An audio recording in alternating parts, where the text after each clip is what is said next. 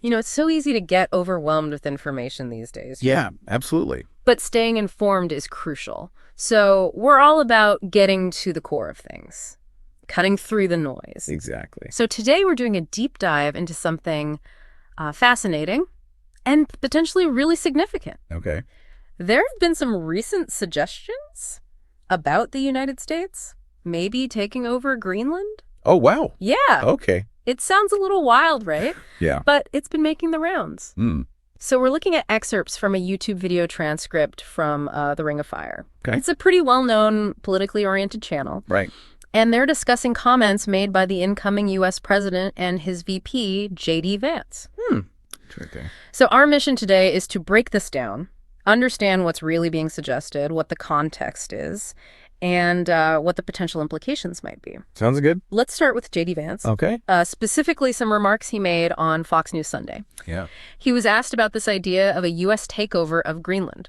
Which the incoming president had kind of floated. Okay. And the hypothetical use of military force to do it. Right.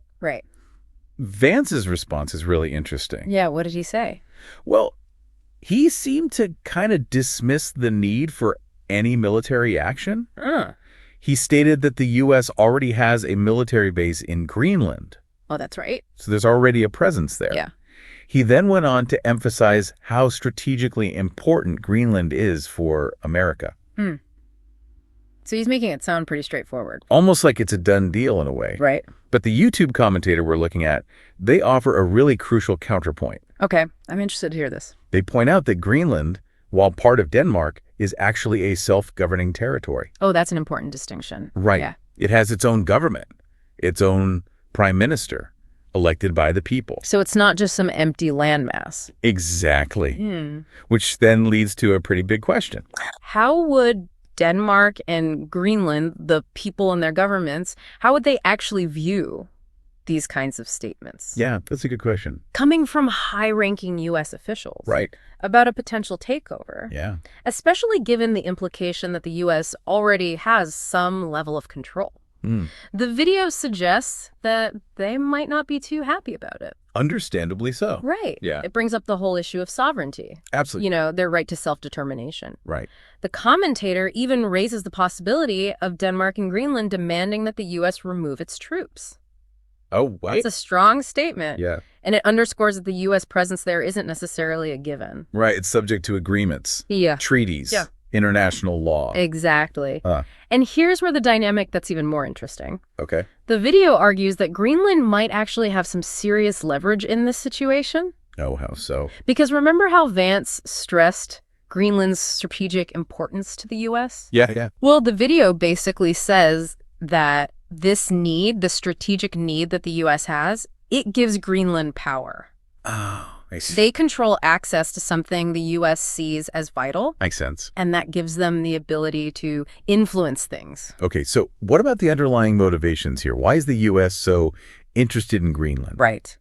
Is it just about the location? Well, the video brings up another factor, something we're hearing a lot about these days: climate change. Okay. Specifically, the melting ice sheets, Right. which are a direct consequence of global warming. Of course, yeah.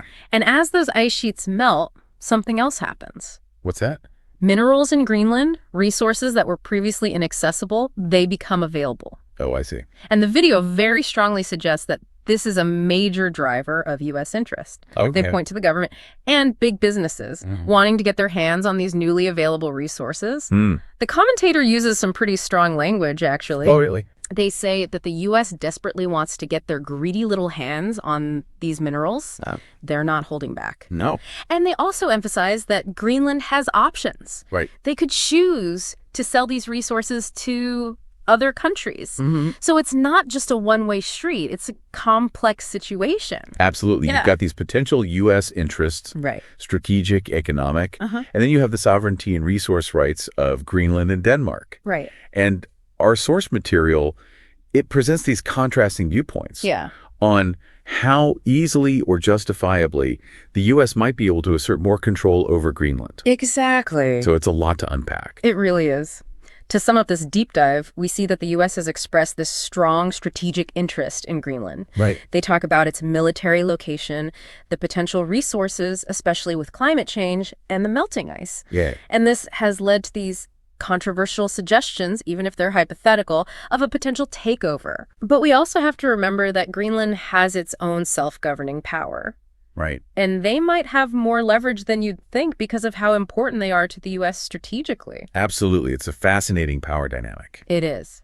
And that leads us to a final thought for you, our listeners. Okay. Given everything we've talked about, Greenland's self-governing status, its potential resource wealth, how can a smaller nation in the complex world of international relations, how can they exert influence on a larger, more powerful one? That's a great question. Definitely something to think about.